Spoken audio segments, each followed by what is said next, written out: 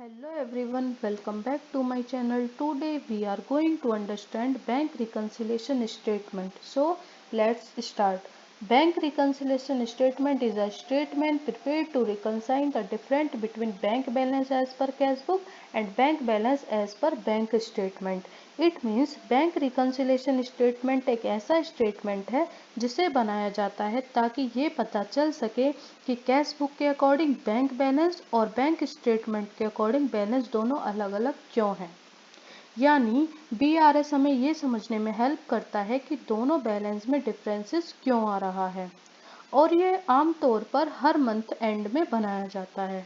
Okay, next point is why differences arises. First is timing differences, second is recording differences.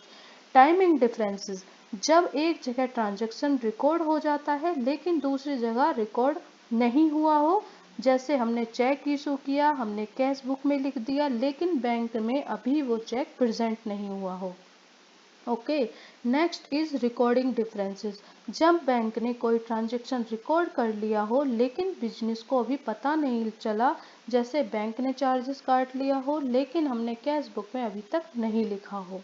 Okay, next point is main source of differences. First, check issues but not yet presented. It means जब business किसी को check देता है हम उसे तुरंत cash book में record कर लेते हैं लेकिन सामने वाला पर्सन अभी चेक बैंक में जमा नहीं करता, इसलिए बैंक उन्हें अभी पैसे नहीं काटे। ओके, इसलिए कैश बुक बैलेंस कम हो जाता है और बैंक बैलेंस ज़्यादा हो जाता है। Okay, second is cheque deposit but not yet cleared. Means जब बिजनेस को चेक मिलता है और हम उसे बैंक में डिपॉजिट करते हैं, हम कैश बुक में तुरंत एंट्री कर लेते हैं। ओके, लेकिन बैंक को चेक क्लियर करने में टाइम लगता है, इसलिए कैश बुक बैलेंस ज़्यादा होता है और बैंक बैलेंस कम हो जाता है। Next point is bank charges.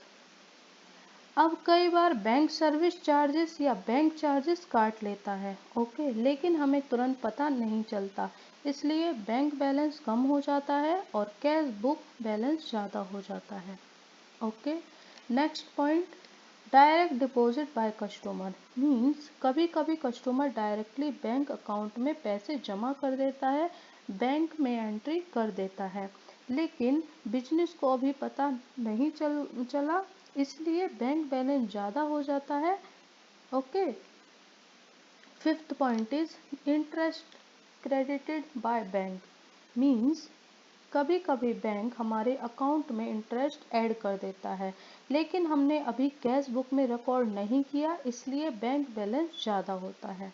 Okay, six point is standing orders direct debit. Means कई बार पेमेंट बैंक ऑटोमेटिक पे कर देता है, जैसे electricity bill, insurance and bank instalment. अगर हमने कैश बुक में नहीं लिखा होता तो बैंक बैलेंस कम हो जाता है। Okay, seven point is errors. Means कभी कभी डिफरेंसेस मिस्टेक की वजह से भी हो जाती है, जैसे calculation mistake, wrong amount entry, double entry.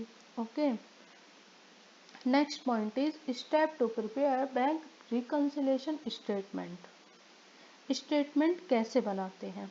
Step first, सबसे पहले कैश बुक या बैंक स्टेटमेंट का बैलेंस लेते हैं। ओके, स्टेप टू, फिर हम देखते हैं कि कौन कौन से आइटम मिसिंग हैं। ओके, स्टेप थ्री, जो आइटम बैलेंस बढ़ाते हैं उन्हें ऐड करते हैं। ओके, स्टेप फोर, जो आइटम बैलेंस कम करते हैं उन्हें सब्ट्रैक्ट करते हैं। स्टेप फाइव, फिर फाइनल बैलेंस दूसरे बैलेंस के बराबर आ जाता है। Okay, next point is format of BRS। Add, cheque issue but not presented, direct deposit, interest credited. Less क्या करते हैं, cheque deposit but not cleared, bank charges, standing orders. Okay, next point is importance of bank reconciliation statement. It means BRS बहुत important होता है क्योंकि इसमें errors पता चलते हैं, इससे फ्रॉड पकड़ा जा सकता है और इससे करेक्ट बैंक बैलेंस पता चलता है। इससे अकाउंट्स एक्यूरेट बन जाते हैं। Okay, so if you like this video, please like, share and subscribe to my channel. Thank you for watching.